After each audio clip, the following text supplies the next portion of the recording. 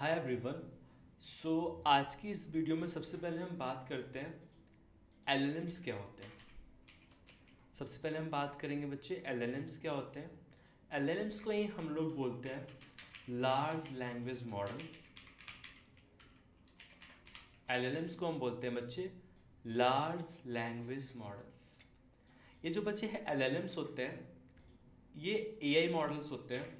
ये हमारे AI models होते हैं और ये स्पेशल टाइप के एआई मॉडल्स होते हैं। ये जो हमारे एलएलएम्स हैं ये कैपेबल होते हैं ह्यूमन की तरह टेक्स्ट को समझने में और साथ ही साथ ह्यूमन की तरह टेक्स्ट को जनरेट करने में। समझ में आया? जैसे कि एक एग्जांपल लेते हैं। हमें चैट जीपीटी से हमें चैट जीपीटी से एक लीव एप्लीकेशन लिखवानी है तो हम सिंपल सा एक प्रॉम्प्ट लिख सकते हैं। सिंपल सा एक हम एक टेक्स्ट लिख सकते हैं। Help me to write a sick leave email for manager. तो हमने एक लिखा help me to write a sick leave email for manager.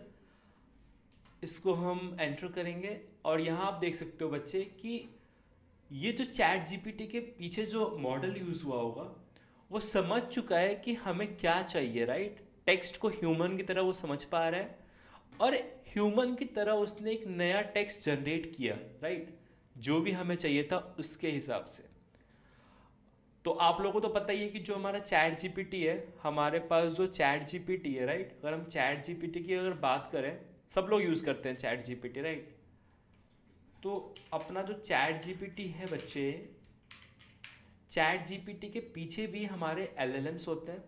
Chat GPT के पीछे भी हमारे क्या होते हैं बच्चे? एलएलएम्स होते हैं। सो आप ऐसा कह सकते हो कि एलएलएम्स का एक एप्लीकेशन है चैट जीपीटी।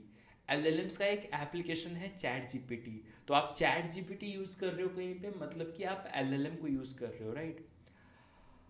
तो एलएलएम्स जो है वो ह्यूमन की तरह टेक्स्ट जनरेट कर सकते हैं प्लस टेक्स्ट को समझ सकते हैं। अगर कुछ हम कॉमन एलएलएम्स की बात करें तो आपको पता होगा, आप बहुत ज़्यादा आप अवेयर भी हो उनसे। जैसे कि अगर मैं बात करूं, आपने ये लोगो तो देखा ही होगा। ये है हमारा ओपन एआई का लोगो। फिर let's search for LLM again. Here you can see this is a logo for Anthropic. So अगर हम इन दो कंपनी की अगर हम बात करें, ये दो कंपनी जो है वो लीडर हैं, मार्केट लीडर्स हैं एलएलएम में। एक हमारा तीसरा गूगल भी है। तो अगर हम ओपन एआई की बात करें बच्चे, अगर हम ओपन एआई की बात करते हैं ना, तो ओपन एआई के पास बहुत सारे मॉडल्स हैं, बहुत सारे एलएलएम्स हैं। उसमें से बहुत जो पॉपुलर है वो आपको पता होगा GPT-4o। GPT-4o, GPT-4o mini, GPT-4o mini. फिर जब इनिशियल वर्जन जब चैट जीपीटी का जो पॉपुलर हुआ था वो हुआ था GPT-3.5 की वजह से। GPT-3.5 की वजह से। तो ये कुछ मॉडल्स हैं ओपन एआई की तरफ से। ये कुछ एलएलएम मॉडल्स हैं ओपन एआई की तरफ से। कुछ मॉडल्स हैं जो एंथ्रोपिक की तरफ से भी हैं। आपने नाम सुना होगा क्लॉड का। तो क्लॉड जो है वो एक एलएलएम है एंथ्रोपिक कंपनी की तरफ से। ना बच्चे, हमने एलएलएम्स के बारे में जान लिया कि एलएलएम्स होते क्या हैं। ठीक है, एक एलएलएम्स कोई पूछे आपसे कि एलएलएम्स का बेस्ट एग्जांपल बताओ, एलएलएम्स का बेस्ट यूज केस बताओ, तो बोलना चैट जीपीटी यूज करते हो तुम? वो बोलेगा हाँ मैं करता हूँ। तो उसके पीछे एलएलएम्स ही यूज हुए हैं। अब बच्चे एलएलएम्स से अगर मान लो हमारा ये जो एलएलएम है चैट जीपीटी, अभी हम लेके चलते हैं चैट जीपीटी के पीछे जो एलएलएम है उस बच्चे हमने एलएलएम्स के बारे में तो जान लिया। अब हम एलएलएम्स को यूज़ करते हैं और हम समझते हैं कि जो एलएलएम्स होते हैं वो क्या नहीं कर सकते। वो कहाँ पे फीके पड़ जाते हैं ये हम समझने की कोशिश करेंगे। तो बच्चे जैसे कि यहाँ पे हम चैट जीपीटी को यूज़ करते हैं, राइट, और चैट जीपीटी से एक सिंपल सा क्वेश्चन पूछते हैं, चैट जीपीटी से एक सिंपल सा क्वेश्चन पूछते हैं, do you know any AWS developer at Gigasaram. मेरा क्वेश्चन क्या है बच्चे, do you know any AWS developer at Gigasaram, right. अब बच्चे देखो, इस क्वेश्चन को जब हम पूछेंगे, राइट, तो हमें आंसर क्या मिलता है ये चेक करते हैं। तो देखो हमें आंसर मिल रहा है, I am unable to find specific information about AWS developer at Gigasaram. Getting the point. तो देखो हमने क्वेश्चन पूछा कि क्या तुम किसी AWS डेवलपर को जानते हो गिगासरम के अंदर, तो यहाँ पे चैट जीपीटी फेल हो गया, यहाँ पे जो LLM है वो फेल हो गया। इनफैक्ट यहाँ पे तो ये अभी एक वेब सर्च भी अप्लाई कर रहा है, राइट, और वेब सर्च अप्लाई करने के बाद भी इसको डेटा नहीं मिला कि क्या कोई AWS डेवलपर गिगासरम के यहाँ पे है या नहीं। तो बच्चे देखो यहाँ पे क्या हुआ कि ये जो क्वेश्चन है ये एक नॉर्मल क्वेश्चन नहीं है, ये एक ऐसा क्वेश्चन नहीं है जो इसका आंसर पब्लिकली अवेलेबल होगा। देखो हमारे जो LLMs होते हैं ना बच्चे, अगर हम इन LLMs की बात करें तो कोई भी एक LLM ले लेते हैं, से मान के चलो कि अब से हम इस आइकन को LLM बोलेंगे, इस आइकन को क्या बोलेंगे बच्चे, हम LLM बोलेंगे। यहाँ पे हम इसको लिख भी लेते हैं LLM। तो बच्चे ये जो LLM होते हैं ना, ये जो भी LLM होते हैं, तो जैसे कि हम एक एग्जांपल ले लेते हैं, LLM में भी कौन सा LLM, तो मान के चलो कि हम GPT-4o की बात कर रहे हैं, GPT-4o की बात कर रहे हैं। तो बच्चे GPT-4o का अगर आप देखोगे, GPT-4o का अगर आप देखोगे, जो हमारे पास वर्जन्स अवेलेबल हैं वो वर्जन्स अवेलेबल है, हियर यू कैन सी 20 नवंबर 2024 का, 6/8/2024 का, 13/5/2024 का। तो इतने सारे हमारे पास वर्जन्स अवेलेबल है। मान लो कि आप ये वाला वर्जन यूज़ कर रहे हो, आप ये वाला वर्जन यूज़ कर रहे हो, मान के चलो, तो हमने अज्यूम कर लिया कि we are using everyone this version, you know, we are using everyone this version of GPT-4o that is released on 6/8/2024, right. तो देखो जब मॉडल ही हमारा जो रिलीज है वो 8वें महीने में हुआ है 2024 के, तो क्या उसके पास लेटेस्ट डेटा का एक्सेस होगा, क्या उसके पास लेटेस्ट डेटा होगा, बताओ। तो यहाँ पे हम बोल सकते हैं LLM doesn't have, you know, LLM doesn't have latest data, right। तो जो भी वो जब भी वो ट्रेन हुआ था उस पॉइंट तक का डेटा तो होगा उसके पास, लेकिन लेटेस्ट डेटा हमारे पास LLM के पास नहीं होगा, राइट। तो देखो एक ये इशू है LLM के साथ, हम यहाँ पे सारे LLM का इश्यूज लिखेंगे, ठीक है, हम यहाँ पे सारे LLMs का इश्यूज लिखेंगे। तो एक इशू ये है कि जो भी LLM आप यूज़ करोगे ना प्रोडक्ट को डेवलप करने के लिए, तो आप सोच रहे हो कि डायरेक्ट LLM को यूज़ करके हम एप्लीकेशन बना लेंगे, तो उस केस में LLM जो होगा उसके पास लेटेस्ट डेटा नहीं होगा, प्लस जो हमारा LLM है इसको नहीं पता कि गिगासरम के बारे में। तो देखो जो भी हमारा LLM होता है, राइट, जो भी हमारा बच्चे LLM होता है उसके पास LLM doesn't have any specific company data, any specific company data, you know, they are only trained on public data, right. तो देखो LLM के पास किसी भी कंपनी का स्पेसिफिक डेटा नहीं होगा, जैसे कि थोड़ा बहुत मे भी उसको पता होगा कि गिगासरम के बारे में उसने कभी स्क्रैप किया होगा, लेकिन गिगासरम के बारे में डिटेल्ड नॉलेज उसके पास नहीं होगा। गिगासरम के जो इंटरनल जो नॉलेज होते हैं, इंटरनल जो बेसिकली डेटा है उस पर ये जो अपना LLM है वो ट्रेंड नहीं होगा, और होना भी नहीं चाहिए यार। क्यों मैं अपने इंटरनल डेटा का एक्सेस LLM को दूं, क्योंकि तुम्हें पता है कि जो सेम LLM है बच्चे, जो सेम यही जो LLM है वो बहुत सारे लोग यूज़ कर रहे होंगे, राइट। सेम जो LLM है ये बहुत सारे लोग जो है इसको यूज़ कर रहे होंगे।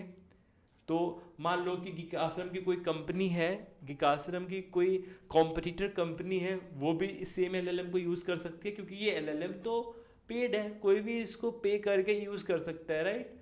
तो अगर मैं अपना कंपनी का इंटरनल डेटा इस LLM को दे दूंगा, तो उस केस में हो सकता है कि कोई एक्स कॉम्पिटिटर है मेरा, कोई एक्स कॉम्पिटिटर है मेरा, और उसको मैं अगर बेसिकली अगर GPT-4 को अगर डेटा दे दिया जाए, इंटरनल डेटा गिकाश्रम का ट्रेनिंग के समय, तो उस केस में इशू क्या होगा, क्योंकि एक्स अगर हमारा कॉम्पिटिटर है गिकाश्रम का, तो एक्स के पास भी हमारे इंटरनल डेटा का एक्सेस हो जाएगा, राइट। जो कि कोई भी कंपनी नहीं चाहती, कोई भी कंपनी नहीं चाहती, राइट। तो देखो एक्चुअल में इशू यहाँ पे दो मेजर है। पहला है कि LLM के पास लेटेस्ट डेटा नहीं होता, दूसरा LLM के पास किसी भी एक्स कंपनी, किसी भी वाई कंपनी, किसी भी जेड कंपनी के इंटरनल डेटा का एक्सेस नहीं होता। पब्लिकली अवेलेबल जो भी डेटा उसको मिलेगा उसके बारे में उसको पता होगा, लेकिन कंपनी के अंदर क्या चल रहा है उसके बारे में LLM को नहीं पता होगा, उसके बारे में LLM को नहीं पता होगा।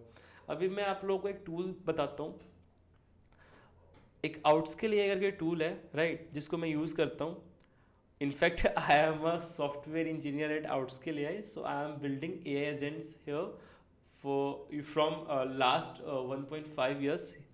So this was our first product, right, जो हमने एक साल पहले रिलीज़ किया था। परप्लेक्सिटी के इंटरप्राइज सर्च को लॉन्च करने से पहले हमने इसको रिलीज़ किया था, ठीक है। तो देखो ये जो आउटस्किल AI करके जो AI बोट है, इससे अगर मैं कुछ क्वेश्चन पूछता हूँ ना इस तरीके से, जैसे मैंने यहाँ पूछ लिया इस आउटस्किल AI से कि do we have any AWS developer, do we have any AWS developer, see everyone, check करते हैं ये आंसर दे पाता है कि नहीं। तो देखो ये भी एक AI है, राइट, और इससे हमने कुछ क्वेश्चन पूछा और इसने आंसर भी दे दिया, yes Ankit Singh has experience with AWS cloud. तो बेसिकली देखो ये जो आउटस्किल AI का जो हमारा जो हम टूल यूज़ कर रहे हैं ना, AI टूल, इसको ना मैंने बहुत सारे डॉक्यूमेंट्स का एक्सेस दे रखा है, और उन डॉक्यूमेंट्स के फैक्ट के बेसिस पे मुझे आंसर दे रहा है कि हाँ अंकित जो है उसको AWS क्लाउड आता है, राइट। हम इससे और भी फॉलो अप क्वेश्चन भी पूछ सकते हैं, टेल मी स्किल्स ऑफ अंकित,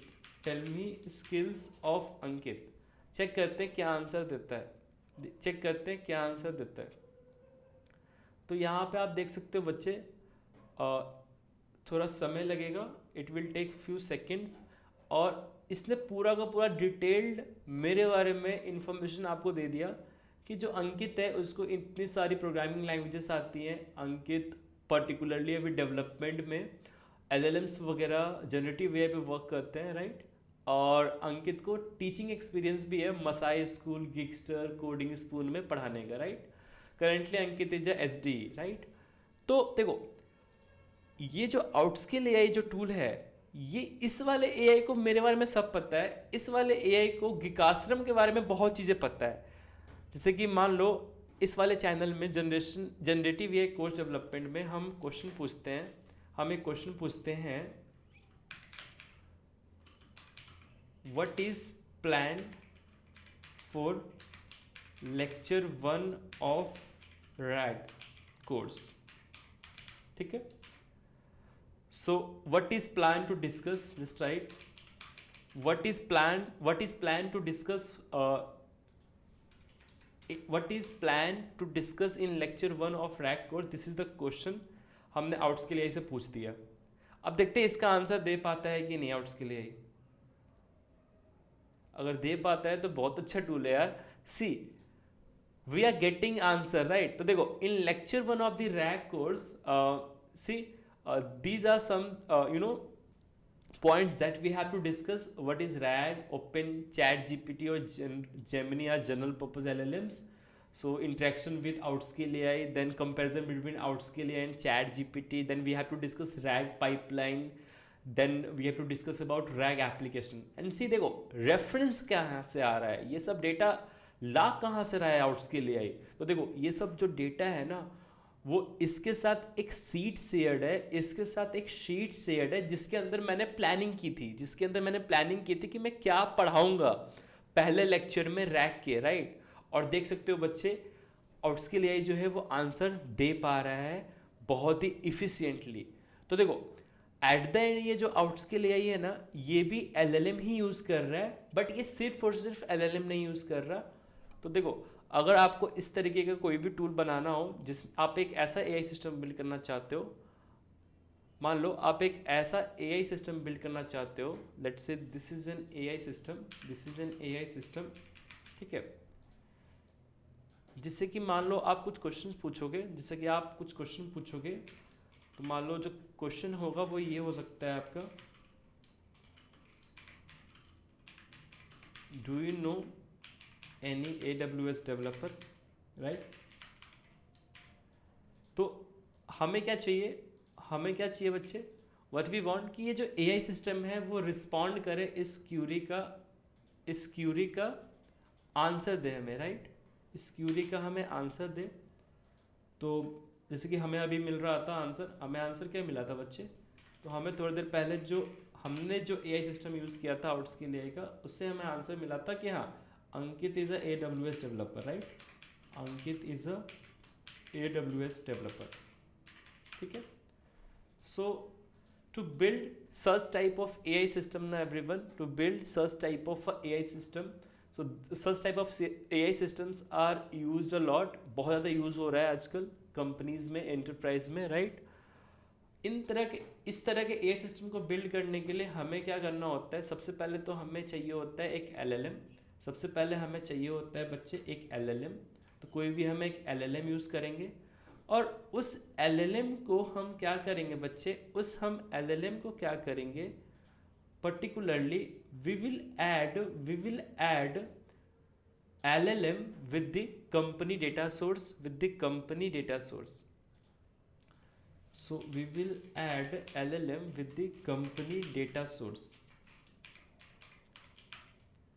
ठीक है। यहाँ पे ये भी लिख सकते हैं कंपनी का इंटरनल डेटा के साथ कनेक्ट करते हैं। तो हम क्या करेंगे बच्चे, हम एक एआई सिस्टम ऐसा बनाना चाहते हैं कि एक LLM होगा, और वो LLM के पास एक्सेस होगा किसी भी कंपनी के डेटा सोर्स से, किसी भी कंपनी का जो इंटरनल डेटा होगा उससे ये LLM कनेक्टेड होगा, सो दैट कि कंपनी स्पेसिफिक जो क्वेश्चन है वो हम पूछ सकते। जैसे मैंने पूछा do you know any AWS developer, और इसने आंसर दे दिया कि हाँ अंकित इज अ AWS डेवलपर। यही क्वेश्चन अगर सिर्फ LLM से पूछोगे जो उसका ट्रेनिंग डेटा है उसके बिहाफ पे, तो वो आपको आंसर नहीं दे पाएगा। लेकिन अगर आप इस LLM को कनेक्ट कर देते हो कंपनी के डेटा सोर्स से, कंपनी के इंटरनल डेटा सोर्स से, तो उस केस में आपको आंसर मिल जाएंगे कंपनी स्पेसिफिक, और इस तरीके से एक AI एप्लीकेशन आप बिल्ड कर सकते हो और उसको सेल कर सकते हो किसी भी कंपनी को, राइट, कस्टम सॉल्यूशंस को बिल्ड करके। तो हम लोगों को सीखना है बच्चे ये करते कैसे हैं, ऐसा सिस्टम बनाते कैसे हैं, राइट। तो इस तरीके के सिस्टम को बिल्ड करने के लिए हमें एक पाइपलाइन बिल्ड करनी होती है बच्चे, ठीक है। और उस पाइपलाइन का जो नेम है वो है रैग। उस पाइपलाइन को हम लोग बोलते हैं रिट्रीवल ऑगमेंटेड जनरेशन, ठीक है बच्चे। अब हम बात करते हैं बच्चे रिट्रीवल ऑगमेंटेड जनरेशन होता क्या है।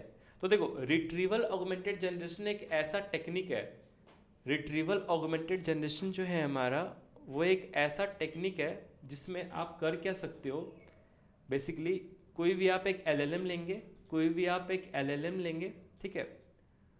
और आपका जो LLM होगा वो रियल टाइम में हेल्प लेगा, ठीक है, कंपनी का जो इंटरनल डेटा है उससे, ठीक है। तो जो आपका LLM होगा वो कंपनी का इंटरनल डेटा से वह हेल्प लेगा, ठीक है।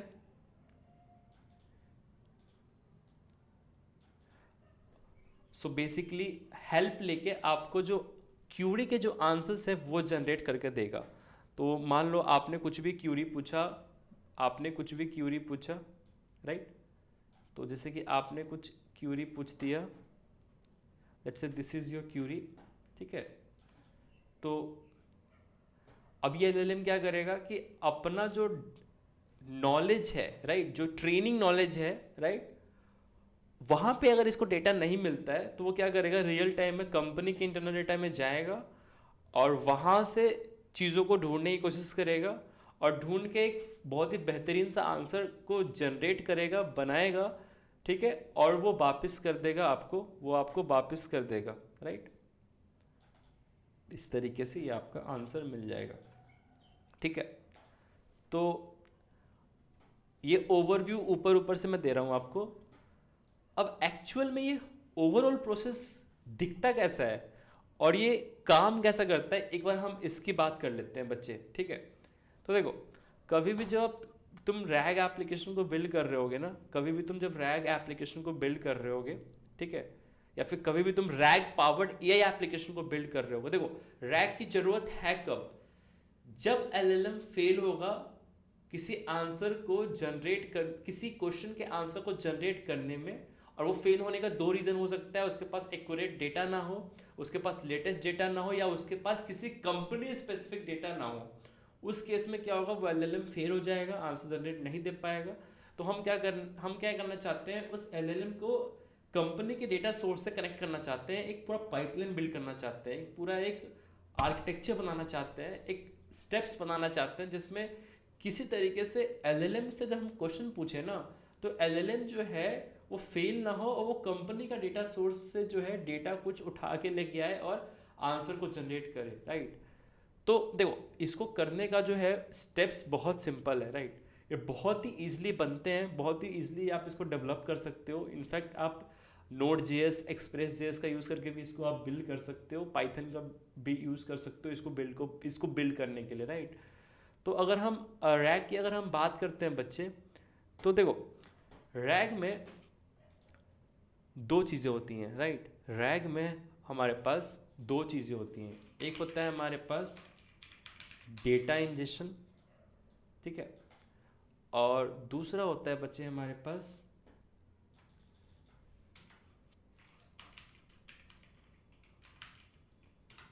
रिट्रीवल। दूसरा होता है बच्चे हमारे पास रिट्रीवल। इसे डेटा इंजेक्शन को बच्चे हम डेटा इंडेक्सिंग भी बोलते हैं, कभी कभी कहीं कहीं आपको लिखा हुआ मिल जाएगा डेटा इंडेक्सिंग, ठीक है।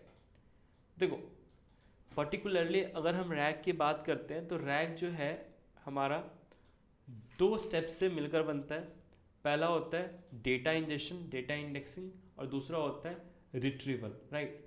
एक्चुअली रैग टेक्निक क्या कहता है, रैग टेक्निक होता क्या है, तो देखो मान के चलो कि तुम्हारे पास एक गूगल ड्राइव है, मान के चलो कि ये गिकाश्रम का गूगल ड्राइव है, मान के चलते हैं कि ये एक गिकाश्रम का गूगल ड्राइव है, ठीक है। और मान लो गिकाश्रम के गूगल ड्राइव पे ना बच्चे बहुत सारे पीडीएफ्स पड़े हुए हैं, बहुत सारे डॉक्यूमेंट्स पड़े हुए हैं, ठीक है। तो इस तरीके से मान के चलो कि बहुत सारे हमारे पास डॉक्यूमेंट्स पड़ा हुआ है और उन डॉक्यूमेंट्स में बच्चे गिकाश्रम की बहुत सारी इंटरनल इन्फॉर्मेशन है, राइट। मान लो उस डॉक्यूमेंट में से ना, जैसे अब मान के चलते हैं इस वाले डॉक्यूमेंट को कॉपी करते हैं और इसको थोड़ा जूम करते हैं। तो मान लो ये जो डॉक्यूमेंट है ना, ये जो है पीडीएफ है एक, दिस इज एन पीडीएफ, मान के चलो ये एक पीडीएफ है। और इस पीडीएफ में पर्टिकुलरली है क्या, तो अंकित का रिज्यूमे पड़ा है इसके अंदर। अंकित का क्या पड़ा हुआ है बच्चे, रिज्यूमे। और ये अंकित का रिज्यूमे है किधर, गिकाश्रम के गूगल ड्राइव में, ठीक है। अब हमें कुछ ऐसा बिल्ड करना है कि जो हमारा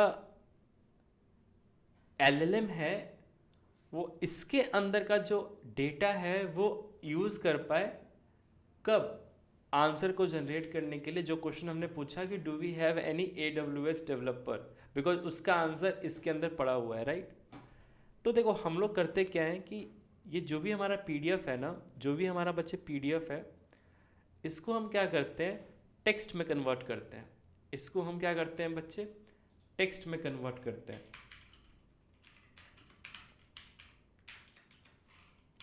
तो देखो हमारे पास मान लो एक PDF है, PDF को हम क्या करेंगे, टेक्स्ट में कन्वर्ट करेंगे। और ये प्रोसेस करने के लिए आपको बहुत सारी लाइब्रेरीज मिल जाती हैं, राइट, Node.js में, पाइथन में, ठीक है।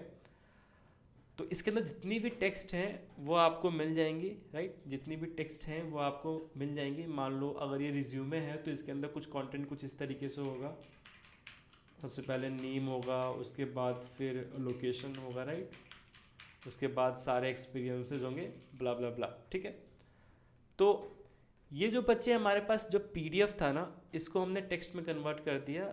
और मान लो ये जो टेक्स्ट का जो साइज़ है, अभी तुम मान के चलो कि ये जो टेक्स्ट जो मिला है तुम्हें इस PDF से, इसका जो साइज़ है बच्चे वो है 5000 वर्ड्स, 5000 वर्ड्स, ठीक है। अब हमें क्या करना है बच्चे, अब हमें क्या करना है कि देखो ये 5000 वर्ड्स का टेक्स्ट है इस PDF के अंदर, राइट। अब हम क्या करेंगे ना, देखो सिंपली क्या करेंगे कि अब ये 5000 वर्ड जो है ना, ये थोड़ा बहुत ज़्यादा बड़ा टेक्स्ट है, राइट। तो इसको थोड़ा छोटे छोटे टेक्स्ट में कन्वर्ट करेंगे। जो भी हमें टेक्स्ट PDF से मिल रहा है उसको छोटे छोटे टेक्स्ट में कन्वर्ट करेंगे। तो मान लो अगर ये 5000 वर्ड है ना, तो इसको हम हजार वर्ड का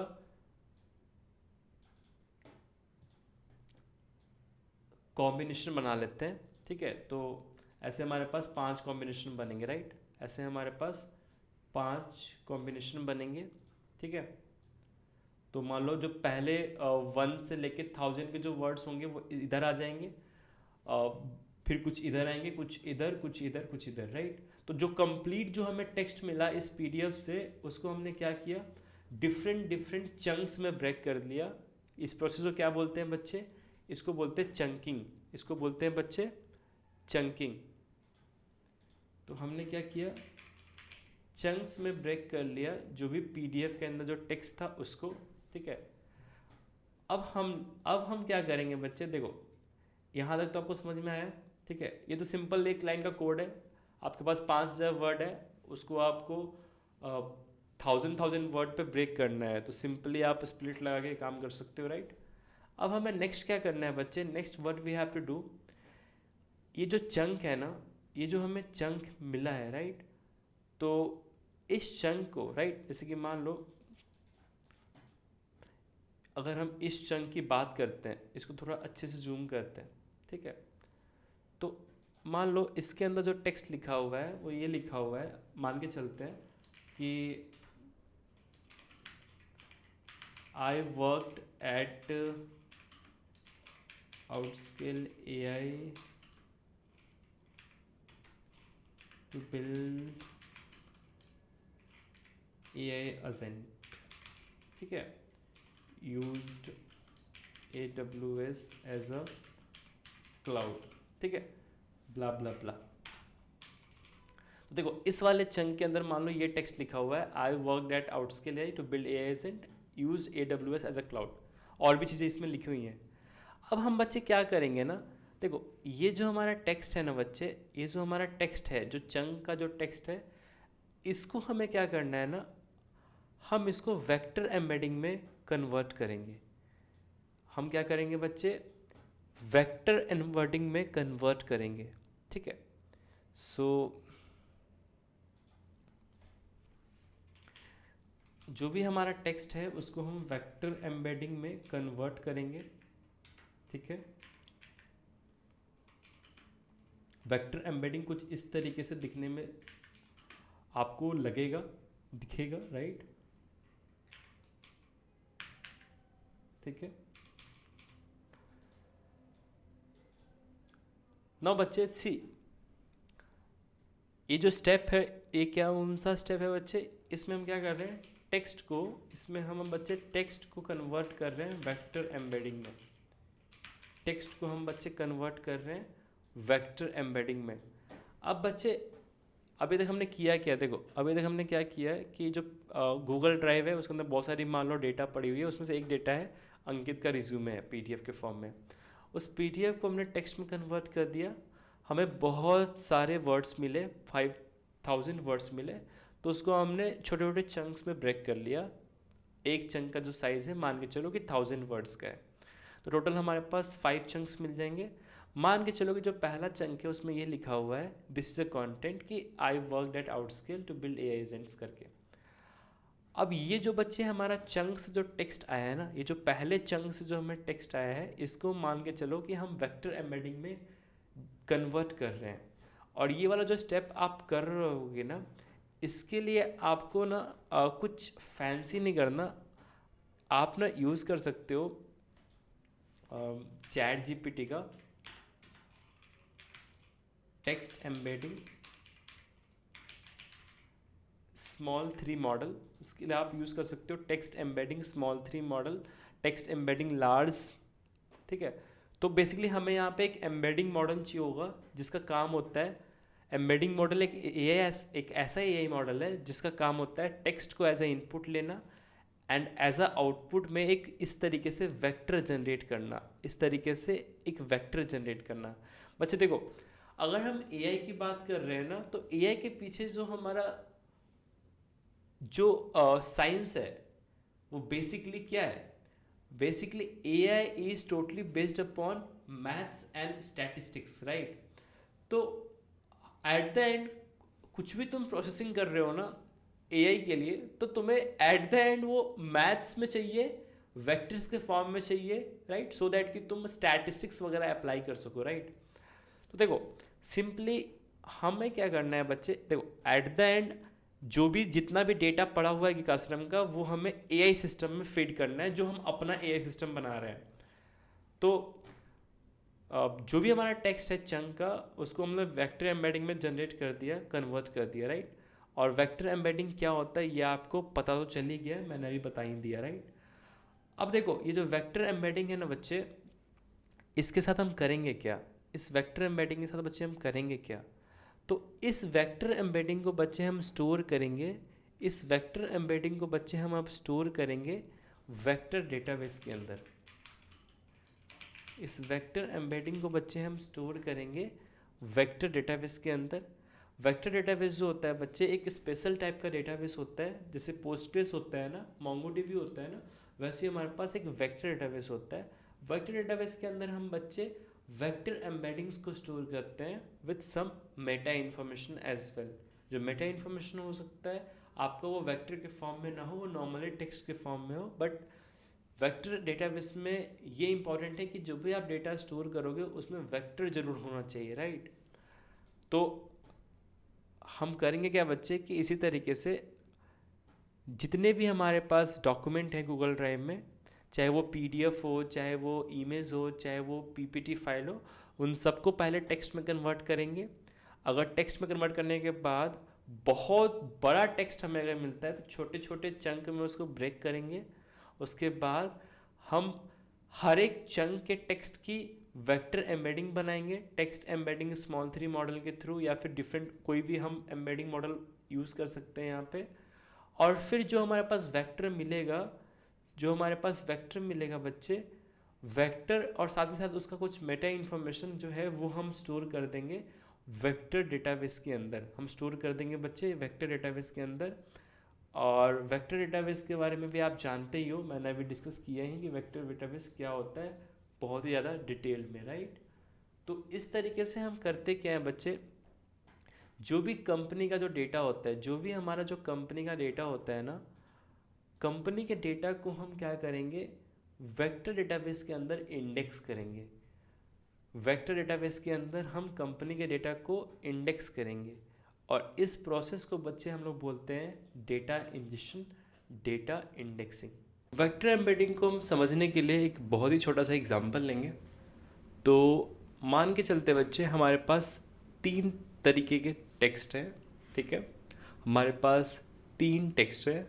पहला जो टेक्स्ट है उसमें ये लिखा हुआ है, he is very good in mathematics. He is very good in mathematics but didn't like to play cricket. So let's say everyone, this is the first text and inside this text क्या लिखा हुआ है कि he is very good in mathematics but didn't like to play cricket. ऐसे ही मान के चलो हमारे पास एक और टेक्स्ट है और दूसरे वाले टेक्स्ट में हमारा जो कंटेंट है वो ये लिखा हुआ है, she is very beautiful, she is very beautiful but didn't like mathematics. She is badminton champion. ठीक है, और मान के चलते हैं हमारे पास एक और टेक्स्ट है, ठीक है, और इस वाले टेक्स्ट में मान लो जो कंटेंट है या फिर जो इस टेक्स्ट में हम बात कर रहे हैं वो हमें कैट के बारे में बात कर रहे हैं. So just right here, have you seen my white cat? Have you seen my white cat? ठीक है बच्चे, तो अभी हमारे पास 3 टेक्स्ट हैं, राइट, और इन 3 टेक्स्ट को अगर हम किसी भी AI मॉडल को हम अगर समझने के लिए देते हैं, राइट, तो वो किस तरीके से जो AI मॉडल है इन टेक्स्ट को समझेगा, राइट, तो उसके पीछे का जो मैथ्स है, राइट, वो हम समझने की कोशिश करेंगे इस पर्टिकुलर वीडियो में, राइट. तो देखो हमारे पास 3 टेक्स्ट है, तुम्हें पता है, टेक्स्ट 1, टेक्स्ट 2, टेक्स्ट 3, राइट. तो अभी हम क्या करेंगे, what we will be doing ना, so let's write here text 1, right, let's write here text 2 and let's write here text 3.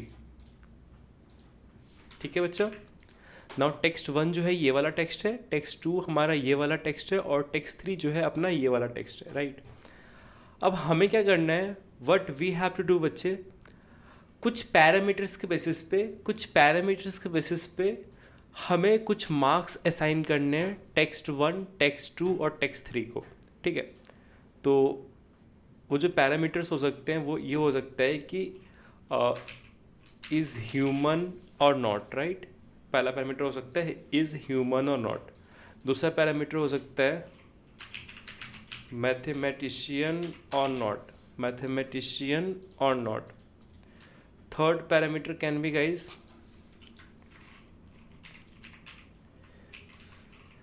physics, good in physics or not. Fourth parameter can be good in chemistry or not. और ऐसे मान लो हमारे पास एक और parameter है, ठीक है, it's for gender, so it's for gender, ठीक है बच्चे. या फिर इसको और हम स्पेसिफिक भी लिख सकते हैं, इज़ मेल और नॉट. तो आपको क्या करना है बच्चे, मैंने आपको एक टास्क दिया और टास्क ये है कि आपके पास 3 टेक्स्ट है, text 1, text 2 and text 3, right. अब हर एक टेक्स्ट को आपको क्या करना है, अच्छे से ध्यान से पढ़ना है और टेक्स्ट में जो लिखा हुआ है उसके बेसिस पे आपको कुछ स्कोर्स यहाँ पे डिफाइन करने हैं, इज़ ह्यूमन के लिए, मैथमेटिक्सियन के लिए, फिजिक्स के लिए, केमिस्ट्री के लिए एंड इज़ मेल के लिए. और यहाँ पे कंडीशन ये है कि जो भी स्कोर होगा, राइट, जो भी हमारा स्कोर होगा, तो हम अगर स्कोर की बात करते हैं, so score will be between let's say -1 to +1. जो आप स्कोर असाइन करेंगे वो -1 से +1 के बीच में होना चाहिए, ये मैंने कंडीशन रख दिया, ठीक है बच्चे. तो अगर हम टेक्स्ट 1 की बात करें, राइट, तो आप बताओ क्या टेक्स्ट 1 में किसी ह्यूमन के बारे में बात की गई है, बताओ क्या टेक्स्ट 1 में किसी ह्यूमन के बारे में बात की गई है. तो हम बोलेंगे हाँ जी, टेक्स्ट 1 में ह्यूमन के बारे में बात की गई है, राइट। तो हम जो मार्क्स देंगे इस ह्यूमन पैरामीटर के लिए वो हम दे देते हैं अभी के लिए 1, अभी के लिए 1, ठीक है। फिर हम बोलेंगे क्या टेक्स्ट 1 में किसी मैथमेटिशियन की बात की गई है, तो हम बोलेंगे हाँ जी मैथमेटिशियन की बात की गई है। लेट्स से इस केस में हम क्या करेंगे 0.9 मार्क्स दे देते हैं, ठीक है, आउट ऑफ 1। फिर मैं आपसे पूछूंगा बच्चे क्या किसी फिजिक्स की या किसी फिजिशियन की बात की गई है टेक्स्ट 1 में, तो यहाँ पे हम श्योर नहीं है कि कोई फिजिक्स का बंदा है या नहीं, या फिर फिजिक्स की बात की गई है या नहीं। तो इस केस में हम क्या करेंगे कि जितना मिनिमम वैल्यू दिया जा सकता है उतना हम मिनिमम देने की कोशिश करेंगे। तो एक काम करते हैं, हम वैल्यू साइन कर देते हैं -0.8, ठीक है, फिजिक्स के लिए। नाउ क्या केमिस्ट्री की बात की गई है टेक्स्ट 1 में बच्चे, तो बोलेंगे नहीं केमिस्ट्री की भी बात नहीं की गई है। तो फिर हम क्या करेंगे केमिस्ट्री के लिए भी हम मार्क्स दे सकते हैं अराउंड -0.7, ठीक है। अच्छा एक बात बताओ, क्या टेक्स्ट 1 में किसी मेल के बारे में बात की गई है या फीमेल के बारे में, तो आप लोग बोलेंगे कि ही जो होता है वो मेल के लिए यूज़ करते हैं। That's why here we can say कि हाँ this text 1 represents a male, right? So let's give a positive value here around 0.8 और 0.9, ठीक है बच्चे। तो देखो हमने किया क्या, कुछ हमारे पास पैरामीटर्स थे, कुछ हमारे पास पैरामीटर्स थे, ठीक है। और right now everyone how many parameters we have, if we are talking about number of parameters, right, if we are talking about number of parameters, so right now we are taking 5 parameters, right, we are taking 5 parameters। so अगर हम इन पांचों parameter पे कुछ score दें text 1 को, तो कुछ इस तरीके से स्कोर जो होगा हम दे सकते हैं, राइट। और सिमिलरली अगर हम टेक्स्ट 2 के लिए स्कोर दें इन पांचों पैरामीटर पे, तो जो स्कोर होंगे कुछ इस तरीके से होंगे, राइट। क्या टेक्स्ट 2 ह्यूमन के बारे में बात कर रहा है, बोलेंगे हाँ जी कर रहा है, तो 0.9 मार्क्स दे देते हैं। क्या टेक्स्ट 2 मैथमेटिशियन के बारे में बात कर रहा है, तो बोलेंगे मैथमेटिशियन के बारे में बातचीत तो यहाँ पे चल रही है, राइट, बातचीत तो यहाँ पे चल रही है, बट यहाँ पे लिखा हुआ है डिडंट लाइक मैथमेटिक्स, मतलब कि जो टेक्स्ट 2 में जो मैथमेटिक्स की जो बात हो रही है तो मैथमेटिक्स उसकी बहुत बेटर नहीं है, राइट। तो उस केस में जो हम मार्क्स देंगे वो हम देंगे अराउंड 0.1 या 0.2, बिकॉज जो हमारी सेकंड टेक्स्ट के अंदर बच्चे, सेकंड टेक्स्ट के अंदर जो हमारी बातचीत चल रही है, राइट, तो उसमें बिल्कुल क्लियर है कि she didn't like mathematics, that's why she is not a mathematician. तो यहाँ पे हमने जो नंबर असाइन किया वो 0.2 कर दिया, राइट। फिजिक्स की भी यहाँ पे बात नहीं हुई तो हम मिनिमम मार्क्स देंगे, राइट। तो हम यहाँ पे जो मार्क्स देंगे फिजिक्स के लिए वो देंगे अराउंड -0.5, ठीक है। और बच्चे केमिस्ट्री के लिए क्या बातचीत कुछ हुई है क्या, तो बोलेंगे हाँ केमिस्ट्री की भी कोई बातचीत तो हुई नहीं है यहाँ पे, तो इसको भी हम मिनिमम मार्क्स देने की कोशिश करेंगे। Let's give around -0.1 here, right. और क्या ये यहाँ पे एक मेल की बात हो रही है या फीमेल की बात हो रही है, क्या यहाँ पे मेल की बात हो रही है या फिर किसी फीमेल की बात हो रही है, तो हम बोलेंगे यहाँ पे फीमेल की बात हो रही है। दैट्स वाई इस मेल पैरामीटर की जो वैल्यू होगी टेक्स्ट 2 के लिए वो हम क्या दे देंगे बच्चा, तो वो हम यहाँ पे दे सकते हैं just opposite to 0.8, so just give around 0.7 और समथिंग, ठीक है, कुछ भी हम रैंडम वैल्यू दे रहे हैं, ठीक है। सिमिलरली बच्चे हम लोग क्या कर सकते हैं टेक्स्ट 3 के लिए भी इन पैरामीटर्स के बेसिस पे कुछ नंबर असाइन कर सकते हैं, राइट। तो सबसे पहले हम बात करते हैं कि क्या टेक्स्ट 3 में किसी ह्यूमन की बात हुई है, तो हम बोलेंगे यार ह्यूमन की तो बात नहीं हुई, यहाँ पे तो कैट की बात हो रही है और कैट तो एनिमल होता है, राइट। तो हम यहाँ पे थर्ड वाले टेक्स्ट के लिए हम क्या करेंगे इज ह्यूमन की जो वैल्यू हम असाइन कर देंगे बच्चे वो कर देंगे माइनस के अंदर, right, because here what this -0.4 is representing, it's representing कि how confident we are कि टेक्स्ट 3 जो है वो ह्यूमन के बारे में बातचीत कर रही है या किसी और चीज़ के बारे में बातचीत कर रही है, गेटिंग अ पॉइंट। अच्छा क्या टेक्स्ट 3 में हमने मैथमेटिक्स का कोई जिक्र किया है, तो बोलेंगे नहीं किया, राइट, बोलेंगे हमने नहीं किया। तो फिर हम क्या करेंगे बच्चे, what we will be doing ना, यहाँ पे भी कुछ हम मार्क्स असाइन कर देंगे निगेटिव में, ठीक है, क्योंकि मैथमेटिक्स की तो बात हुई नहीं। वैसे ही हमारा फिजिक्स की भी कोई बातचीत नहीं हुई, तो यहाँ पे भी कुछ मार्क्स असाइन कर देते हैं नेगेटिव के अंदर। केमिस्ट्री की भी कुछ बात हो नहीं रही यहाँ पे, तो यहाँ पे भी हम असाइन कर देंगे कुछ नंबर निगेटिव में। और ये जो कैट है ये मेल है कि फीमेल है, कैट जो है हमारा वो मेल है कि फीमेल है ये भी हमें नहीं पता। So here as well, because हमें नहीं पता तो हम अराउंड 0.1 वैल्यू दे देते हैं। It's a neutral value, right. अगर 1 के पास में रहता है ये वैल्यू तो वो मेल को रिप्रेजेंट करता, और ये -1 के आसपास रहता तो ये फीमेल को रिप्रेजेंट करता। बट हम श्योर नहीं है कि ये मेल है कि फीमेल है, दैट्स वाई हमने 0.1 वैल्यू दे दी, ठीक है।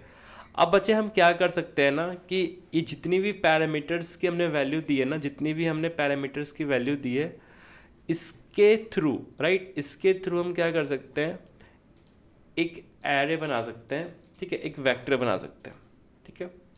तो बच्चे हम क्या करेंगे, 3 वेक्टर क्रिएट करेंगे, 3 हम लोग वेक्टर क्रिएट करेंगे बच्चे। और जो अपना पहला वेक्टर है उसमें वैल्यूज़ क्या क्या हो जाएंगी, तो पहला वेक्टर में वैल्यूज़ हो जाएंगी 1, 0.9, देन -0.8, देन -0.7, देन उसके बाद 0.8, ठीक है बच्चा। सो इस तरीके से हमने क्या किया, what we are doing. So text 1 के लिए जितने भी पैरामीटर्स की जो वैल्यूज़ आई उसको हमने एक वेक्टर में कन्वर्ट करने की कोशिश की, ठीक है। सिमिलरली हम वेक्टर्स क्रिएट करेंगे टेक्स्ट 2 और टेक्स्ट 3 के लिए भी, टेक्स्ट 2 और टेक्स्ट 3 के लिए भी। तो पहले हो जाएगा 0.9, उसके बाद हो जाएगा अपना 0.2, उसके बाद हो जाएगा अपना माइनस का 0.5, उसके बाद हो जाएगा अपना माइनस का 0.1, उसके बाद हो जाएगा उसके बाद हो जाएगा अपना माइनस का 0.7, ठीक है। और सिमिलरली बच्चे यहाँ पे भी हमारा क्या हो जाएगा, जो तीसरा हमारा जो वेक्टर बनेगा टेक्स्ट 3 के लिए वो हो जाएगा -0.4, उसके बाद माइनस का 0.6, उसके बाद माइनस का 0.4 अगेन, देन माइनस का 0.8 एंड उसके बाद 0.1, ठीक है। तो बेसिकली बच्चे हमने किया क्या कि हमारे पास 3 टेक्स्ट थे, राइट, हमारे पास 3 टेक्स्ट थे। ये हमारा टेक्स्ट 1 हो गया, और ये हमारा टेक्स्ट 2 है, राइट, और ये आपको पता है ये हमारा टेक्स्ट 3 है, राइट। हमने इन तीनों टेक्स्ट के लिए किया क्या कि कुछ पैरामीटर्स के बेसिस पे कुछ नंबर्स असाइन किए, राइट, और एट द एंड हमने एक एरे क्रिएट किया, एक वेक्टर क्रिएट किया, राइट। अभी ये एक एरे है, और अगर इसी में हम मान के चले कि जो पहला एलिमेंट है एक्स एक्सिस को रिप्रेजेंट कर रहा है, दूसरा वाई एक्सिस को, तीसरा जेड एक्सिस को, एंड सो ऑन, तो उस केस में यही जो एरे होगा ये वेक्टर बन जाएगा, राइट। क्योंकि आपको पता है कि वेक्टर में क्या होता है, वेक्टर में वैल्यूज़ के पास एक डायमेंशन होती है, राइट, हमें इतनी मैथ्स तो पता है, राइट। तो बच्चे टेक्स्ट 1 को जो है हमारा ये वाला वेक्टर रिप्रेजेंट कर रहा है, टेक्स्ट 2 को हमारा ये वाला वेक्टर रिप्रेजेंट कर रहा है, एंड टेक्स्ट 3 को जो है हमारा ये वाला वेक्टर रिप्रेजेंट कर रहा है। वेक्टर एम्बेडिंग्स जो हमने बनाई है अभी, राइट, तो ये जो हमारी वेक्टर एम्बेडिंग्स हैं, राइट, तो ये हम बनाते क्यों, ये काम किस आती है, राइट, क्यों हमें चाहिए वेक्टर एम्बेडिंग। तो देखो सिंपल सा हम क्या करेंगे, इसकी कॉपी बनाते हैं, राइट, इसकी भी एक कॉपी बनाएंगे, और इसकी भी अपन एक कॉपी बनाते हैं। अभी इसका वेक्टर एम्बेडिंग का यूज़ क्या होता है इसको समझने के लिए अभी के लिए क्या करेंगे हम लोग ना, कि जो हमारा 5 कैरेक्टरिस्टिक था ना उसको हम 3 में कन्वर्ट करते हैं, ठीक है। लेमा टर्म में समझाने के लिए मैं कर रहा हूँ, ठीक है। अगर आप 3 के लिए समझ जाओगे ना तो आप n नंबर के लिए समझ जाओगे चीज़ें, ठीक है। और आपको पता है कि जो पहला एलिमेंट है वो x को रिप्रेजेंट कर रहा है, दूसरा y को, एंड तीसरा z को, ठीक है। तो हम एक क्या करेंगे, एक स्पेस बनाएंगे, 3D स्पेस बनाएंगे, क्योंकि यहाँ पर 3 कैरेक्टरिस्टिक है, तो हमारा जो स्पेस भी बनेगा वो 3D बनेगा, राइट, 3 एक्सिस होंगे उसमें। मान के चलो ये हमारा x एक्सिस है, ठीक है, वैसे ही हमारा पास ये y एक्सिस है, ठीक है, और ये हमारा z एक्सिस है, ये हमारा बच्चे z एक्सिस है, ठीक है। Now this is our x axis, now this is our y axis, and now this is our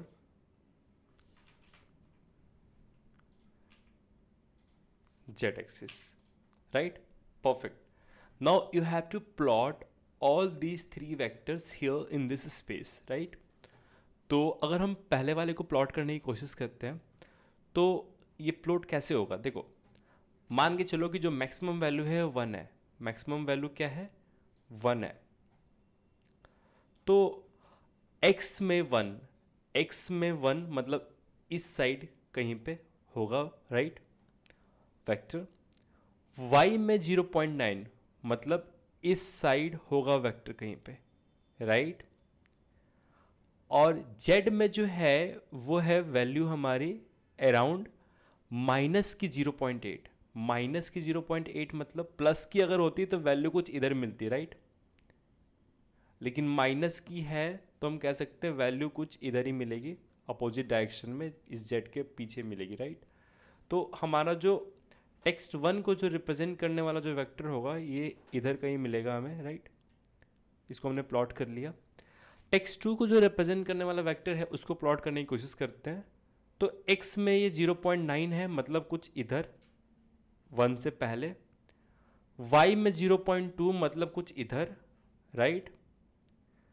और ये z में जो है अगेन माइनस की वैल्यू है 0.5। तो ये जो हमारा वेक्टर होगा कुछ यहाँ पे होना चाहिए, राइट? टेक्स्ट 2 का जो वेक्टर है वो यहाँ पे कुछ होना चाहिए 3D स्पेस में। अब टेक्स्ट 3 का जो हमारा वेक्टर है बच्चे, यहाँ आप देखो माइनस में 0.4 होगा x में मतलब कुछ यहाँ पे हमारा होना चाहिए, राइट? माइनस का 0.6 मतलब कुछ इधर वैल्यू होनी चाहिए, राइट? और z में हमारा जो है वैल्यू वो है अराउंड माइनस का 0.4। तो कुछ यहाँ पे आपको जो है नीचे में कहीं पे वैल्यू मिलेगी, ठीक है? टेक्स्ट 3 को जो रिप्रेजेंट कर रहे हैं हम लोग, ठीक है? तो देखो सिंपल सी बात ये है, ये आपको भी पता है कि ये वाला वेक्टर जो है ये टेक्स्ट 1 को रिप्रेजेंट कर रहा है, right? This is representing the text 1। Now this is representing the text 2 and this is representing the text 3, right बच्चे? Perfect. Now you all know कि text 1 and text 2 is similar to each other, right? अगर हम text 1 और text 2 की बात करें तो दोनों एक दूसरे से सिमिलर है। कुछ टर्म्स में ये दोनों एक दूसरे से सिमिलर है, इसीलिए अगर आप 3D स्पेस में इसको प्लॉट भी करोगे ना इन तीनों वेक्टर्स को, तो टेक्स्ट 1 और टेक्स्ट 2 के बीच जो आपको गैप मिलेगा, ठीक है, जो आपका गैप होगा टेक्स्ट 1 और टेक्स्ट 2 के बीच का, राइट, ये जो गैप है ये आपको कम मिलेगा अगर आप कंपेयर करोगे gap between the text 3 and text 1 and text 3 and text 2. Getting a point, everyone?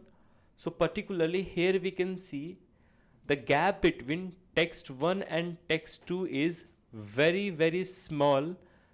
Then if we are comparing the gap between the text 1 and text 3 and text 2 and text 3. तो देखो simple सी बात ये है कि देखो मान के चलो कि तुम्हारे पास एक कोई 3D स्पेस है, राइट? मान के चलो तुम्हारे पास कोई एक 3D स्पेस है और तुम्हारे पास बहुत सारे यहाँ पे वेक्टर्स जो हैं वो अवेलेबल हैं। बहुत सारे यहाँ पे तुम्हारे पास वेक्टर्स जो हैं वो अवेलेबल हैं, ठीक है बच्चे? इस तरीके से मान लो बहुत सारे वेक्टर्स अवेलेबल हैं। सारे वेक्टर्स को मैंने इस तरीके से डॉट से रिप्रेजेंट किया है। तो देखो ये कोई 3D स्पेस है तुम्हारे पास, उसमें बहुत सारे वेक्टर्स अवेलेबल हैं, हर वेक्टर को मैंने डॉट से रिप्रेजेंट किया है। अब देखो हर जो वेक्टर है ना बच्चे वो किसी न किसी टेक्स्ट को रिप्रेजेंट कर रहा है, ये आपको मान के चलना है। हर जो वेक्टर है वो किसी न किसी टेक्स्ट को रिप्रेजेंट कर रहा है, ये आपको मान के चलना है। अब आप बच्चे मुझे ये बताइए कि अगर एक वेक्टर आपका यहाँ पर है, राइट, एक वेक्टर आपका यहाँ पे है और एक वेक्टर जो है मान के चलो आपका यहाँ पर है, ठीक है? अगर आप तीनों को कंपेयर करोगे अगर आपस में, तो किनके बीच का जो डिस्टेंस है वो सबसे कम होगा, इन दोनों के बीच का डिस्टेंस, इन दोनों के बीच का डिस्टेंस, या फिर इन दोनों के बीच का डिस्टेंस? बताइए मुझे।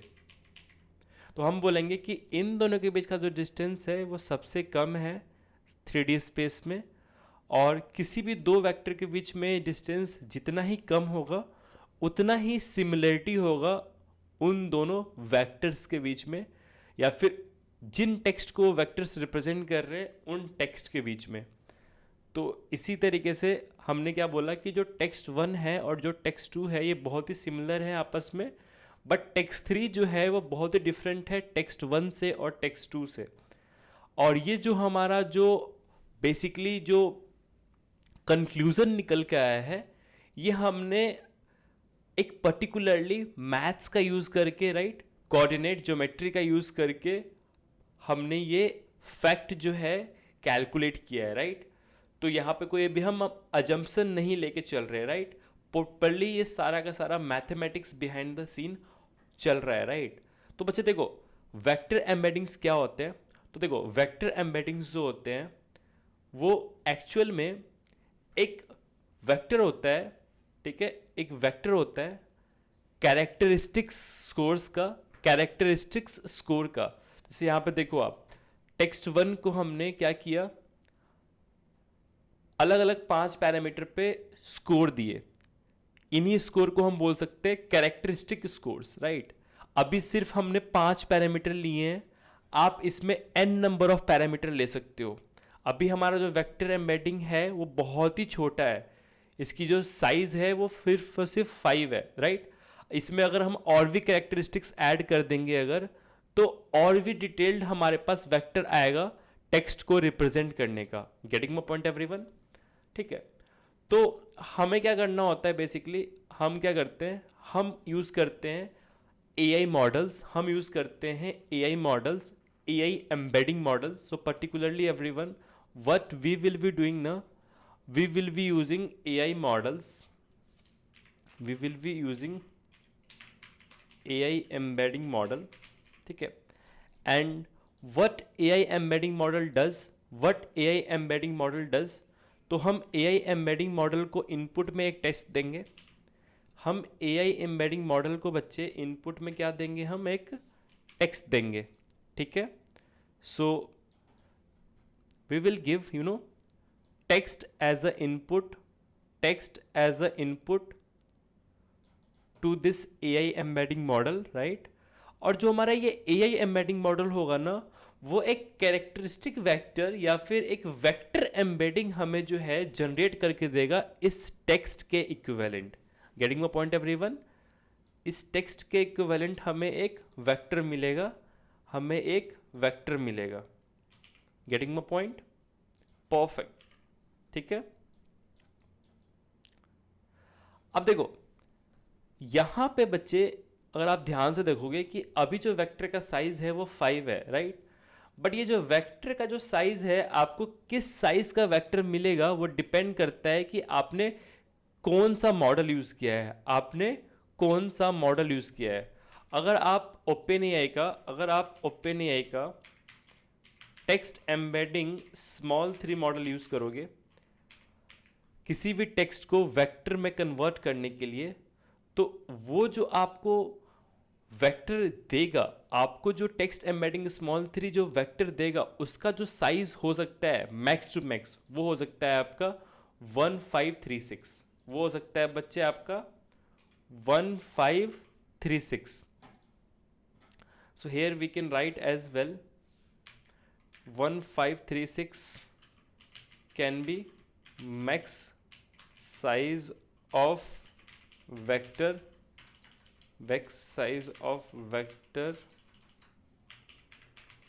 embedding given by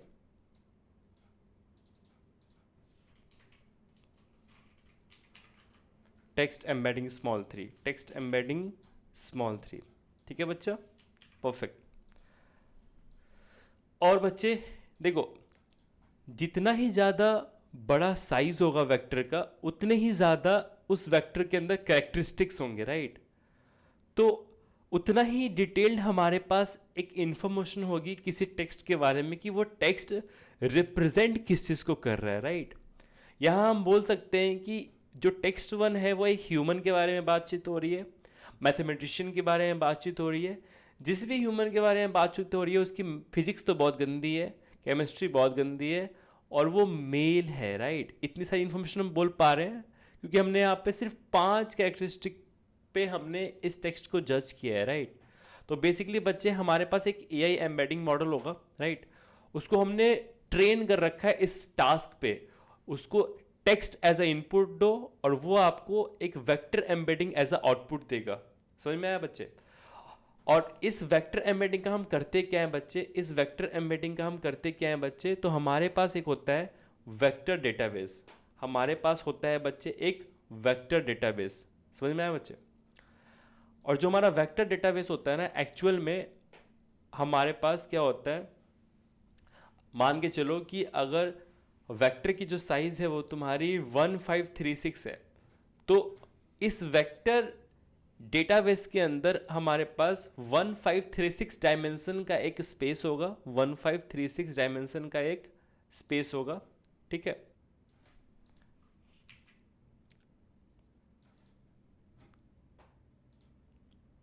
ठीक है, इस तरीके से मान लो ये तुम्हारा हो गया एक्स एक्सिस, मान लो ये हो गया तुम्हारा वाई एक्सिस, ये हो गया तुम्हारा Z axis, this is your के एक्सिस एंड ब्ला ब्ला ब्ला, ठीक है। इस तरीके से हमारे पास मान के चलना है आपको कि हमारे पास टोटल जो डायमेंशन है, राइट, टोटल जो हमारे पास डायमेंशन है या फिर टोटल जो हमारा स्पेस का जो एक्सिस होगा वो 1536 होगा।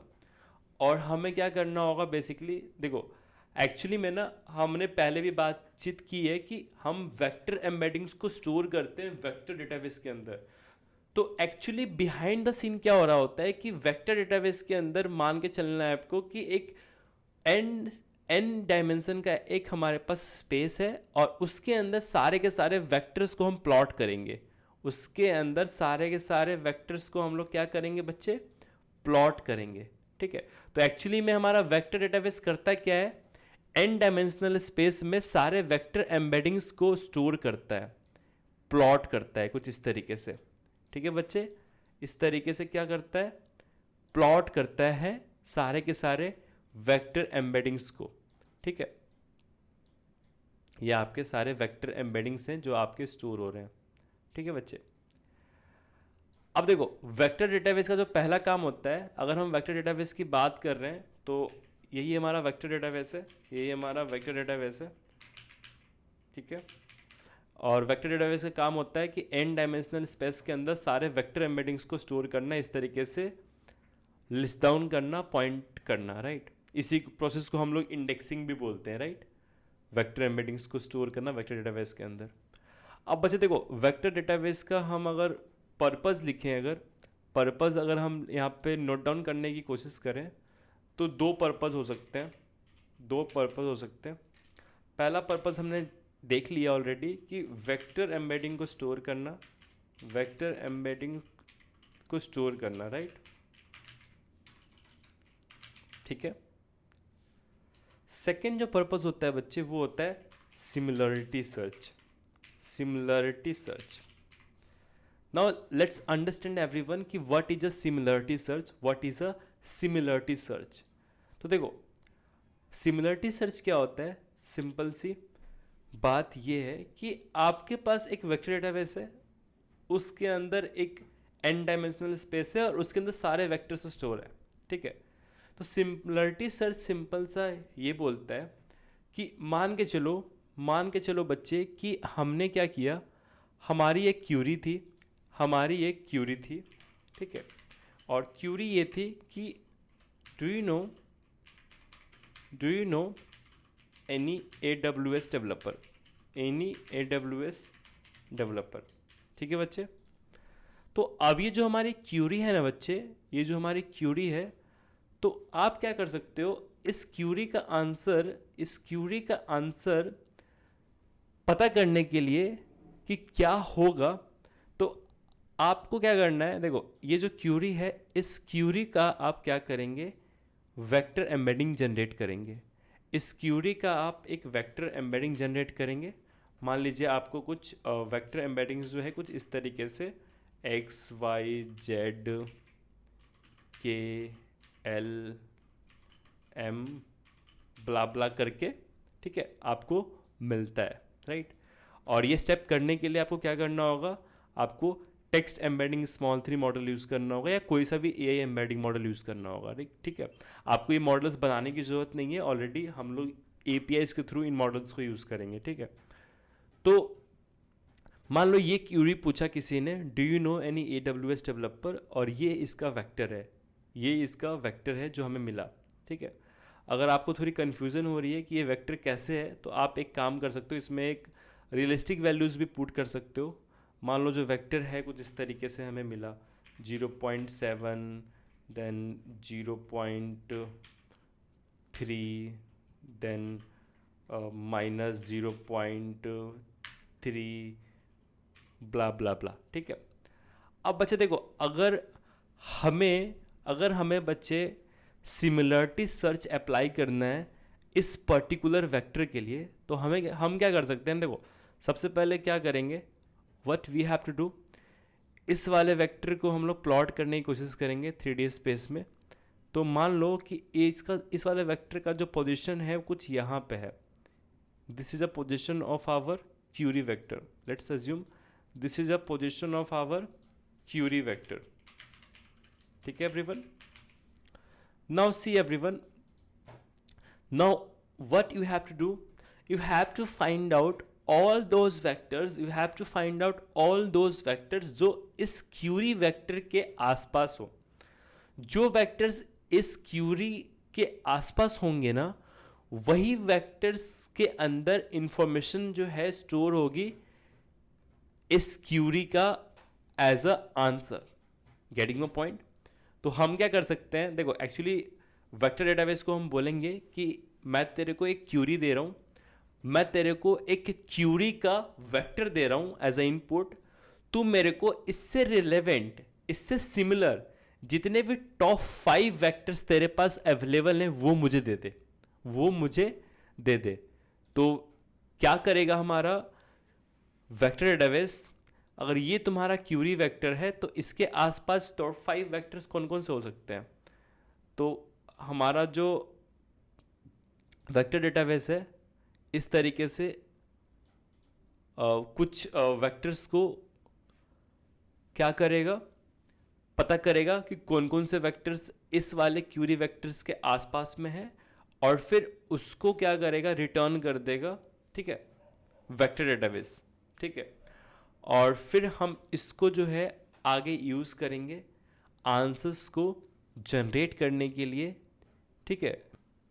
तो बच्चे कुछ इस तरीके से वेक्टर डेटाबेस का 2 काम होता है। एक तो होता है वेक्टर एम्बेडिंग को स्टोर करना। वेक्टर एम्बेडिंग को स्टोर करना मतलब कि हमारे पास एक n डायमेंशनल स्पेस होगा जिसमें सारे वेक्टर्स को एज अ पॉइंट लिस्ट करना, राइट, इंडेक्स करना।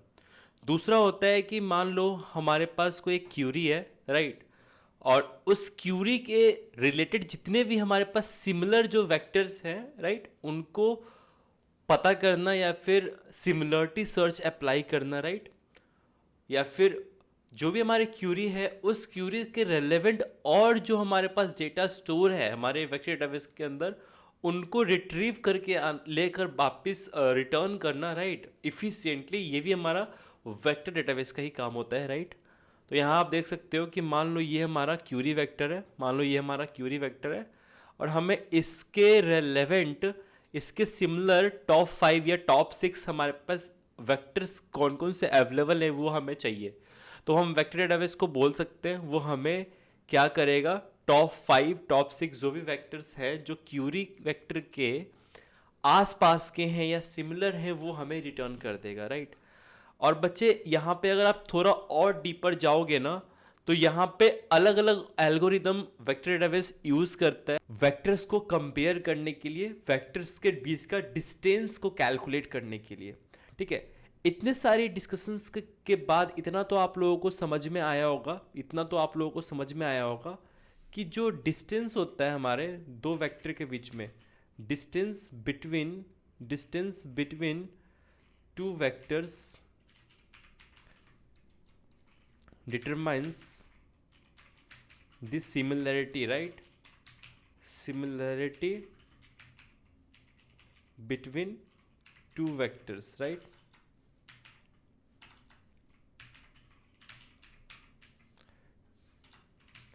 तो इतना तो हम बोल सकते हैं बच्चे कि कोई भी दो वेक्टर के बीच का जो डिस्टेंस होता है वो डिटरमाइन करता है कि दो वेक्टर के बीच में सिमिलरिटी कितना है, राइट। दो वेक्टर के बीच में सिमिलरिटी कितना है, राइट। हमने ऊपर ये देखा भी था इसका एग्जांपल कि अगर हम वेक्टर बनाएंगे इन तीनों टेक्स्ट का, तो जो टेक्स्ट 1 और टेक्स्ट 2 के बीच का जो डिस्टेंस है वो बहुत ही कम आ रहा था, राइट। और टेक्स्ट 3 जो था हमारा वेरी फार, यहाँ पे देख लो ये था एग्जांपल, टेक्स्ट 1 और टेक्स्ट 2 के बीच में जो डिस्टेंस है बहुत कम था।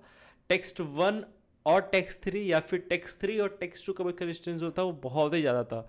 दैट्स वाई हमने बोला था कि टेक्स्ट 1 और टेक्स्ट 2 बहुत ही सिमिलर है आपस में, बट अगर हम कंपेयर करेंगे टेक्स्ट 1 और टेक्स्ट 3 को तो वो सिमिलर नहीं है, राइट।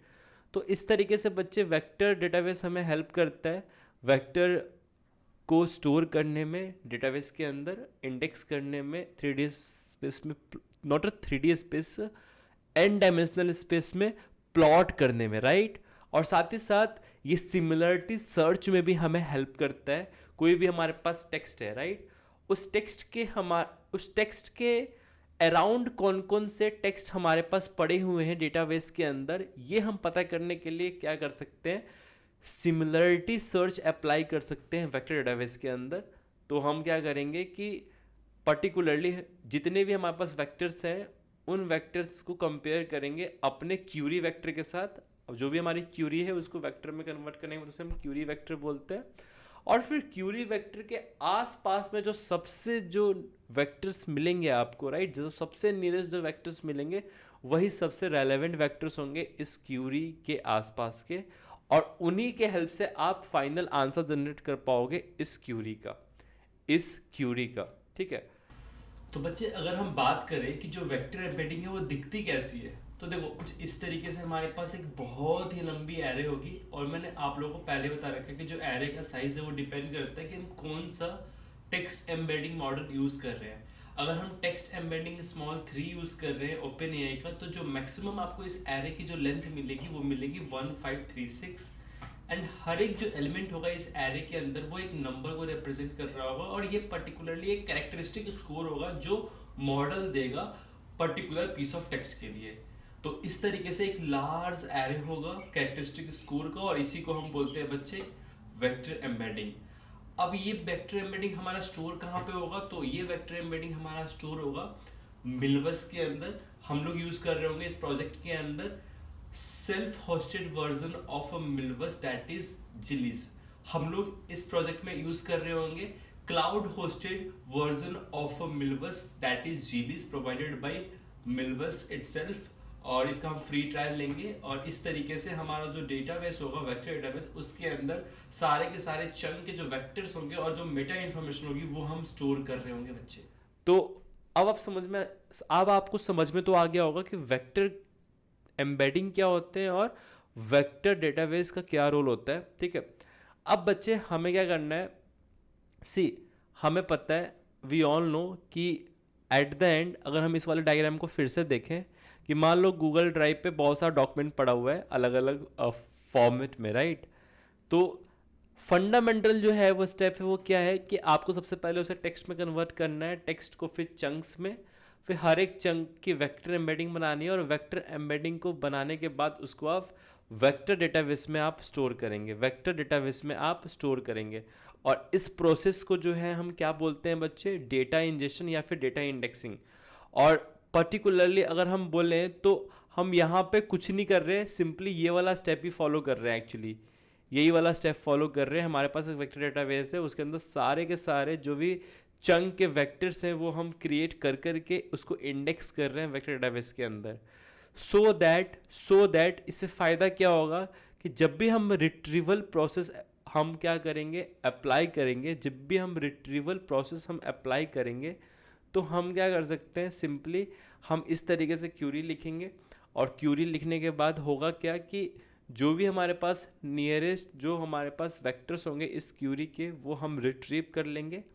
और एक्चुअली में होगा क्या कि यहाँ पे हमने लिखा है do you know any AWS developer, और इन्हीं किसी पांचों वेक्टर में से ना कोई एक वेक्टर ऐसा होगा जो हमारे रिज्यूमे को रिप्रेजेंट कर रहा होगा, रिज्यूमे के चंक को रिप्रेजेंट कर रहा होगा।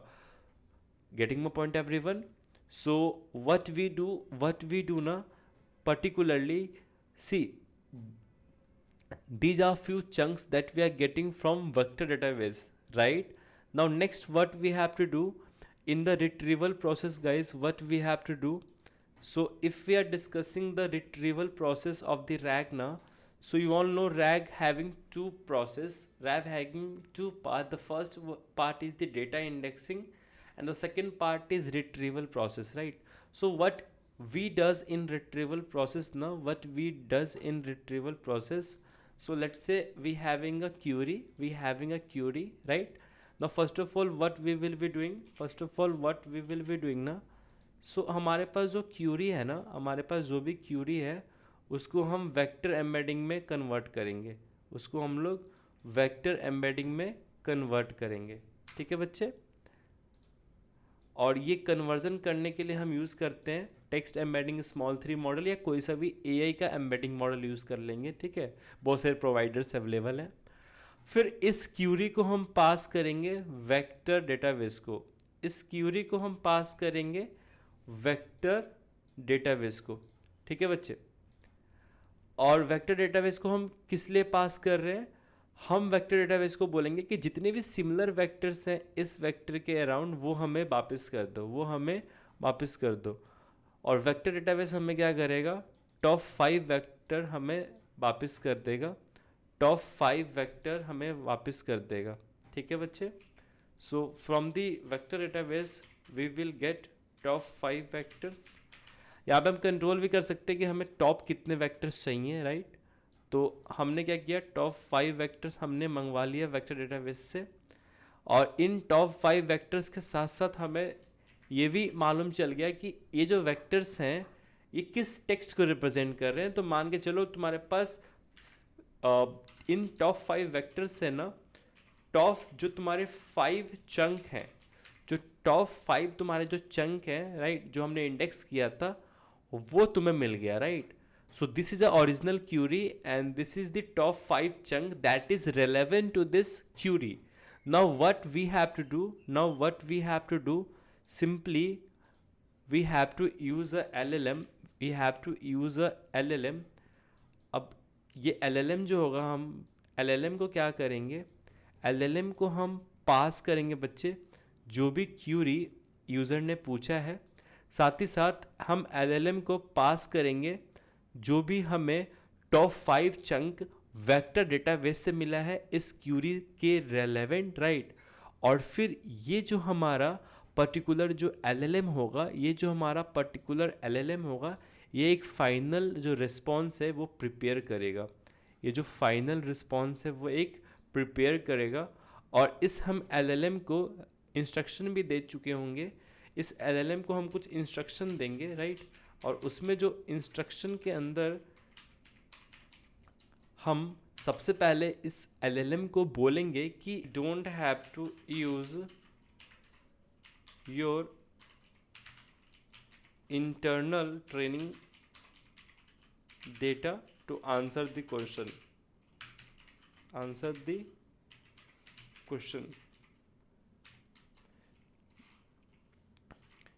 you only have to answer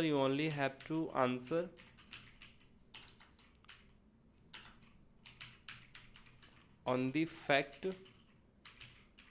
that I am providing,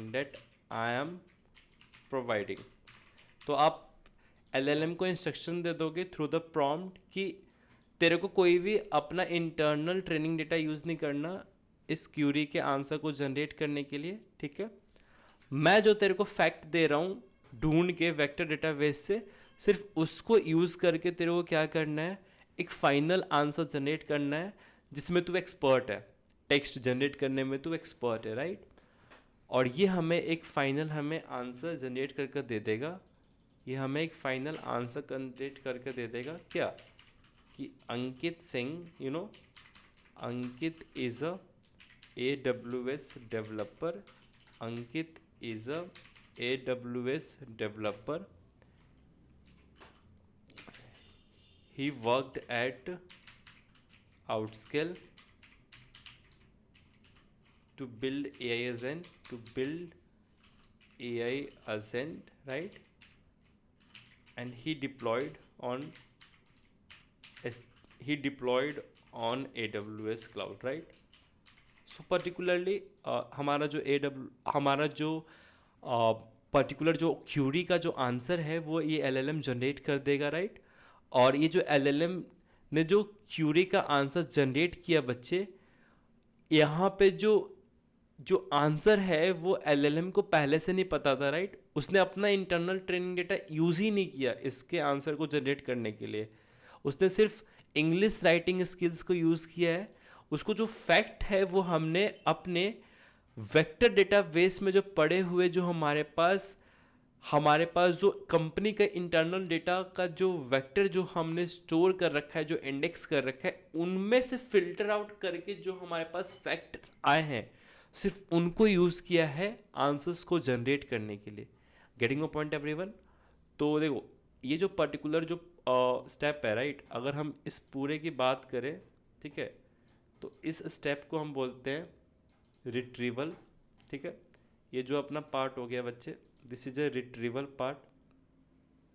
This complete part is a retrieval part where what you do to get an answer of a query, you first receive, you first filter out, you first select a few fact from your company internal data source that is stored in your vector database, और फिर उनको use करके आप final answer को generate करते हो, ठीक है। तो यही होता है हमारा रिट्रीवल प्रोसेस, यही होता है हमारा बच्चे रिट्रीवल प्रोसेस, ठीक है। एंड ये जो हमारा रिट्रीवल प्रोसेस होता है, ठीक है, अगर आप यहाँ पे देखोगे कि पर्टिकुलरली यहाँ पे जो LLM है, राइट, यहाँ पे जो हमने LLM है वो LLM एक्चुअल में हर क्वेश्चन के आंसर को जनरेट करने के लिए हम उसको एक एडिशनल कॉन्टेक्स्ट दे रहे हैं, एडिशनल उसको एक फैक्ट दे रहे हैं, राइट। और वो जो फैक्ट है, वो जो हमारा फैक्ट है बच्चे, उसको हम रिट्रीव कर रहे हैं, राइट, कहाँ से? वेक्टर डेटाबेस से हमेशा, राइट। तो बच्चे ये जो कंप्लीट प्रोसेस है इसको हम लोग डेटा इंडेक्सिंग बोलते हैं, और इस वाले कंप्लीट प्रोसेस को हम बोलते हैं रिट्रीवल, राइट। और जो रैग एप्लीकेशन होता है, ये दोनों प्रोसेस मिलकर बनाते हैं एक रैग एप्लीकेशन को, रैग पाइपलाइन को। और अगर हम देखना चाहें कि इसकी एंड पॉइंट्स कैसे दिखती हैं, तो एटलीस्ट मिनिमम तुम्हें 2 एंड पॉइंट्स तो चाहिए ही चाहिए होंगे जब तुम रैग एप्लीकेशन बिल्ड करोगे। उसके अलावा आप an number of APIs endpoints build कर सकते हो as per your functionality need. अभी फिलहाल जो हमें सबसे इंपॉर्टेंट 2 एंड पॉइंट्स जो हमें बिल्ड करनी पड़ेगी इस एप्लीकेशन के लिए, इस पाइपलाइन के लिए, वो पहली होगी कि कैसे हम PDF को इंडेक्स करेंगे। तो PDF इंडेक्सिंग के लिए एक हमारे पास एंड पॉइंट होगी और उसको हम एक फाइल देंगे एज अ इनपुट, राइट, और फिर हम सेंड पे क्लिक करेंगे रिक्वेस्ट। फिर ये API क्या करेगा, हमारे PDF को इनपुट लेके और उसको इंडेक्स कर देगा पर्टिकुलरली वेक्टर डेटाबेस के अंदर। दूसरी हमें जो एंड पॉइंट चाहिए होगी वो चाहिए होगी क्यूरी पूछने के लिए एंड पॉइंट। जैसे कि आप देख सकते हो ये हमारा एक एंड पॉइंट है जिसको हम क्यूरी पूछ रहे हैं, do we have any AWS developer in our team, right. और जब हम इसको सेंड करेंगे क्यूरी, तो हमें ये आंसर देगा कि क्या हमारे पास इसका आंसर है या नहीं। तो देखो, हाँ जी, Ankit Singh has technical skills related to AWS cloud, तो ये हमें ये इन्फॉर्मेशन मिल गया हमारे AI सिस्टम से।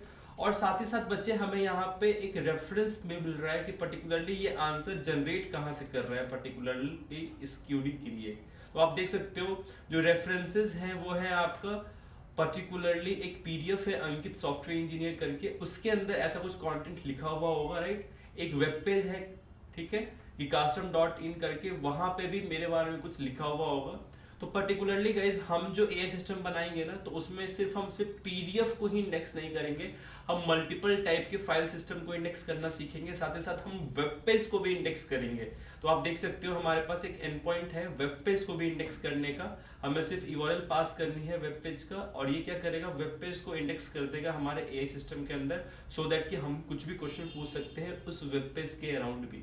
और भी कुछ हम सपोर्टिंग APIs भी बना रहे होंगे, जैसे कि लॉगिन करने का, यूजर्स को रजिस्टर करने का, चेक करने का कितने हमारे पास PDF इंडेक्स्ड हैं पूरे AI सिस्टम में, कितने वेब पेजेस इंडेक्स्ड हैं, उनको डिलीट करने का, राइट। कोई अगर आपको डेटा डिलीट करना है, इंडेक्सिंग डिलीट करनी है, तो उसके लिए भी हम APIs बिल्ड कर रहे होंगे। तो बच्चे नेक्स्ट वीडियो में हम स्टार्ट कर रहे होंगे कोडिंग। हम यूज कर रहे होंगे JavaScript language to build this project. हम लोग मर्न स्टैक का यूज करेंगे। डोंट वरी कि आपको पाइथन आनी ही चाहिए, जेएस से भी हम काम कर सकते हैं, राइट। तो हम लोग जनरेटिव AI की एप्लीकेशन बनाएंगे जावास्क्रिप्ट स्टैक के थ्रू, और हम लोग इनफैक्ट सारे के सारे जो स्टैक्स हैं वो सीख रहे होंगे अपने इस चैनल पे, राइट। और मैं बच्चे कोशिश कर रहा हूँ कि आप लोगों को बेस्ट टू बेस्ट मैं वीडियो दे सकूँ। अपना जो भी एक्सपीरियंस है AI एजेंट्स को बिल्ड करने का 1.5 साल का, उसको मैं इस कंटेंट में लेके आ सकूँ, राइट। और आप बने रहें हमारे चैनल पे, और इस तरीके से आप सीख रहे होंगे generative AI। So guys, like us, support us, हमें हमारे चैनल को सब्सक्राइब करें, हमारे मोटो को फैलाएं, और अलग अलग स्टूडेंट्स के अलग अलग डेस्कटॉप के अंदर ये वीडियोस को पहुंचाएं, राइट। और हमारे साथ एक बेटर जनरेटिव AI डेवलपर बनने की प्रयास को आप सफल बनाएं। Okay guys, bye, take care. Next video में हम स्टार्ट करेंगे coding of data injection. Bye.